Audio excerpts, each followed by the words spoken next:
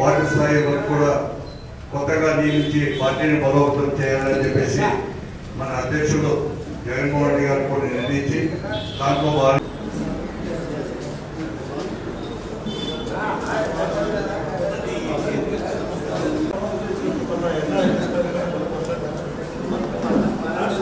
అందరూ కూడా గమనించే ఉంటారు. ఈ పరిస్థితుల్లో అన్ని కూడా మరీ ముఖ్యంగా గత ఎన్నికల్లో మనం అనేకంగా కూడా ఒక నూతన సంస్కరణ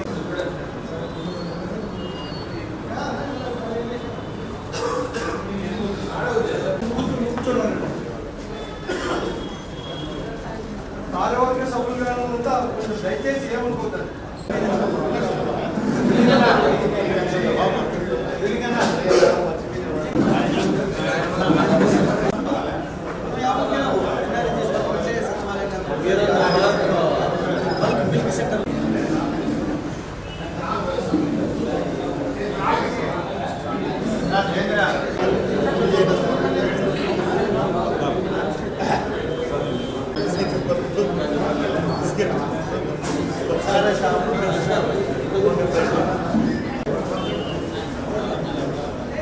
వినో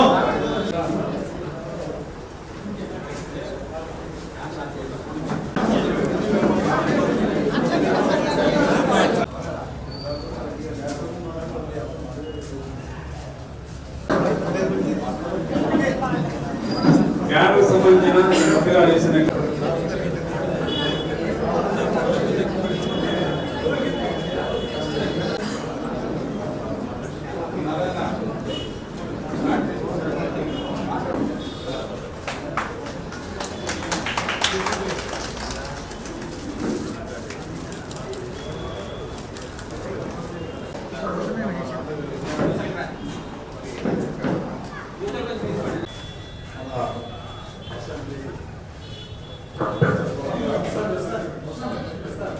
నియోజకవర్గం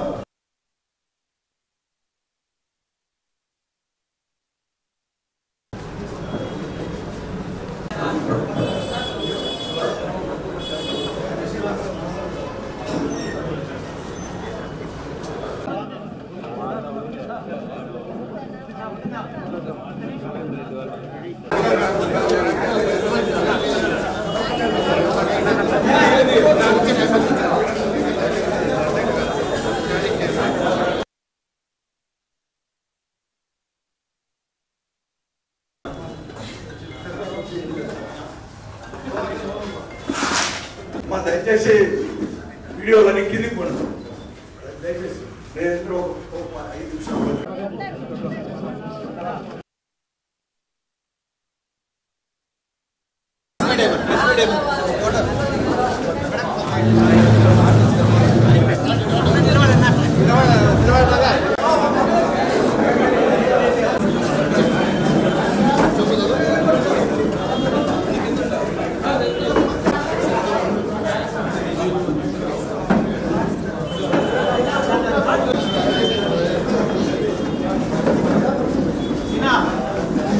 కూడా కానీ అమలు పరిచే దాంట్లో మధ్యమ కార్యక్రమంలో అమలు పరిచిన తర్వాత అనేకమైన కూడా విధానాలు కూడా తీసుకొని వచ్చే మార్పు తీసుకొని వచ్చినా కూడా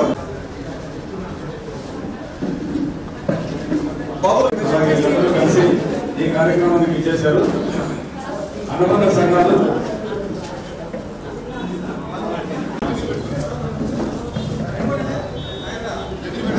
బాబు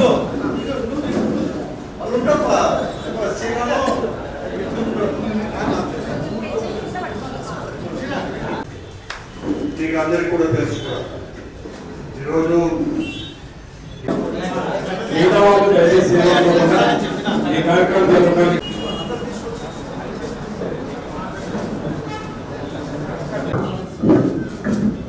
బాబు సాయి వదిలేసి ఒక 20 నిమిషాలు చాలు మీరే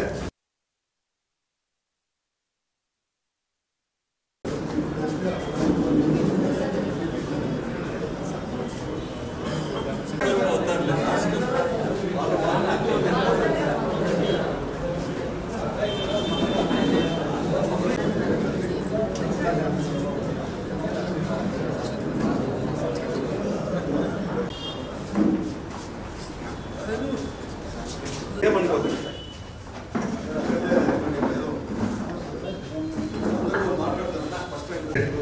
జనరల్ సెక్రటరీలు ఆర్గనైజర్ జిల్లా అనుబంధ సంఘ అధ్యక్షులు అందరికి కూడా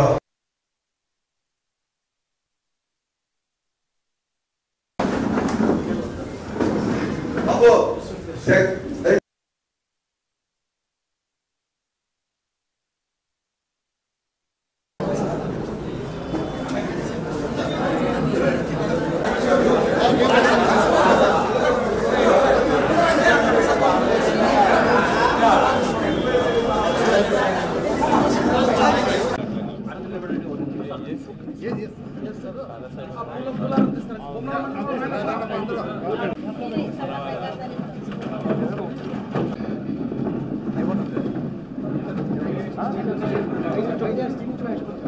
వైజాగ్ స్టీల్ ప్లాంట్ అనేది కూడా అది మన హక్కు అనమాట, మన రాష్ట్ర ప్రజల హక్కు.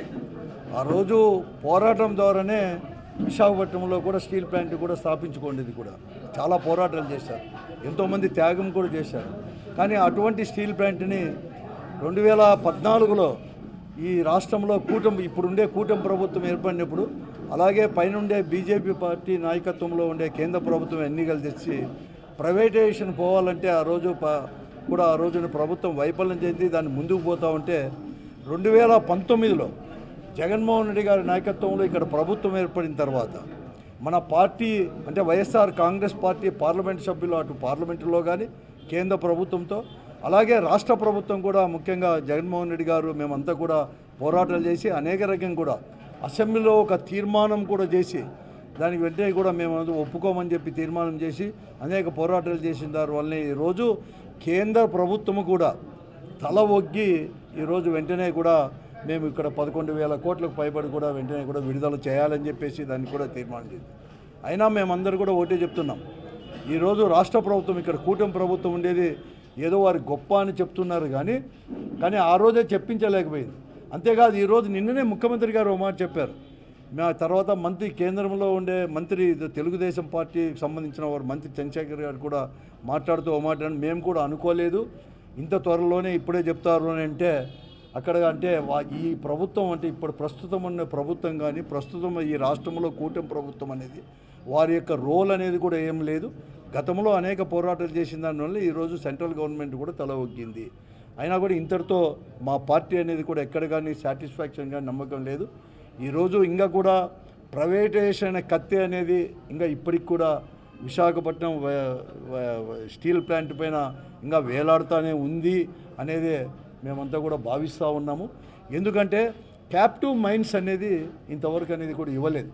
మొట్టమొదటి నుంచి కూడా ఇక్కడ చెప్పేదంతా కూడా ఏమంటే క్యాప్టివ్ మైన్స్ లేకనే ఈరోజు ఈ స్టీల్ ప్లాంట్ అనేది కూడా ప్రైవేటైజేషన్ చేయాలని చెప్పేసి ఉంటుంది, నష్టాల్లో పోతుంది అనేది కూడా ఉంది. కూడా ఆ క్యాప్టివ్ నిజంగా కూడా వారికి చిత్తశుద్ధి ఉంటే కేంద్ర ప్రభుత్వానికి ఈరోజు ఏదో ఇక్కడ ప్రజల యొక్క దానికి తల ఒగ్గి ప్రకటన చేసినట్లే 11 అని చెప్పి చెప్తున్నారు. కానీ ఇంకా కూడా ప్రైవేటైజేషన్ చేయకూడదంటే వెంటనే కూడా క్యాప్టివ్ మైన్స్ అనేది వెంటనే దానికి అలాట్ చేసి విశాఖపట్నం స్టీల్ ప్లాంట్ కూడా అలాట్ చేయాలని చెప్పేసి మా పార్టీ తరఫున మేమంతా కూడా డిమాండ్ చేస్తున్నాము.